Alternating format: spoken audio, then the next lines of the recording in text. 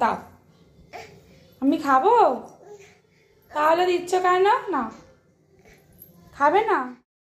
আজ সকালে কোনো কিছু টিফিন বানাইনি, আজকে একটু ছাতু বানিয়ে নিয়েছি। দেখো, ওকে পেঁয়াজ লঙ্কা একটু লেবু নুন চিনি দিয়ে ছাতু গুলিয়ে দিয়েছি।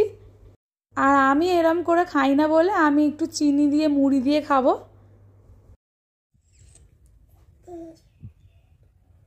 টাটা করে দাও, টাটা করো, টাটা করো।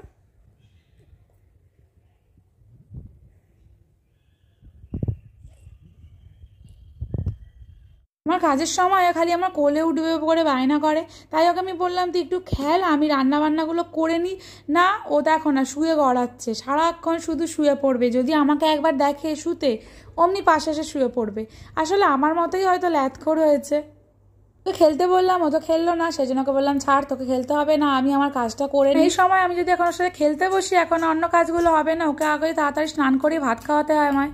আজকে তেমন কিছু রান্না করব না, একদম সিম্পল কিছুই করবো। দেখো এখানে ফুলকপি কেটে নিয়েছি, আর এখানে মেয়ের মাছের ঝোলের সবজি কেটে নিয়েছি। বাজার থেকে ও লইট্টে মাছ এনেছে আর মেয়ের জন্য মাছ এনেছে।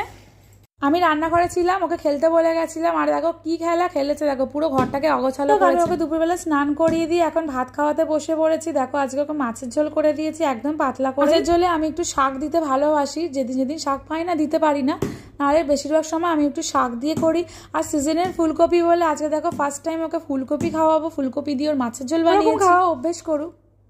এখন ওকে দেখো খাওয়াতে বসে পড়েছি, দেখো সোনা মেয়ে হয়ে খেয়ে নিচ্ছে। দুপুরবেলাও এখানে খেতে ভালোবাসে, কারণ এই সময় অনেক পায়রা আসে, পায়রাদের সাথে কথা বলে, আর সেই ফাঁকে আমি ওর গালে ভাত দিয়ে দিই। দেখো ওর ভিডিও করছি বলে ও দেখছে, ফোনের দিকে তাকিয়ে ভাবছে কি হচ্ছে এটা, আমাকে দেখা যাচ্ছে। কেউ ভাত খেতে খেতে এক জায়গায় বসে না, এঘর ওঘর করতে থাকে, আমাকেও এঘর ওঘর থালা নিয়ে ওর পিছন পিছন দৌড়াতে হয়। ভাবতাম মারা বাচ্চাদেরকে কিভাবে এত ধৈর্য ধরে ভাত খাওয়ায়। আমারও প্রথম প্রথম খুবই অসুবিধা হতো, বাট এখন অভ্যেস হয়ে গেছে। তাড়াতাড়ি মাছ ছাড়িয়েও ভাত খাইয়ে দিই, কোনোই অসুবিধা হয় না। খাইয়ে দিয়ে ঘুম পাড়িয়ে দিই। এখন দেখো আমি রান্নাঘরে চলে এসেছি, এখানে আমি ফুলকপি ভেজে নিচ্ছি। আজকে ভাবছি ফুলকপি দিয়ে রোস্ট বানাবো। রান্না বসিয়ে দিয়ে এখন দেখো আমি ঝাঁটা দিয়ে নিচ্ছি ঘর বারান্দাগুলো। কমাচ্ছে, এই ফাঁকে ঘরটাও গুছিয়ে নিয়েছি ভালো করে। দেখা যাক রান্নাটা কত দূর।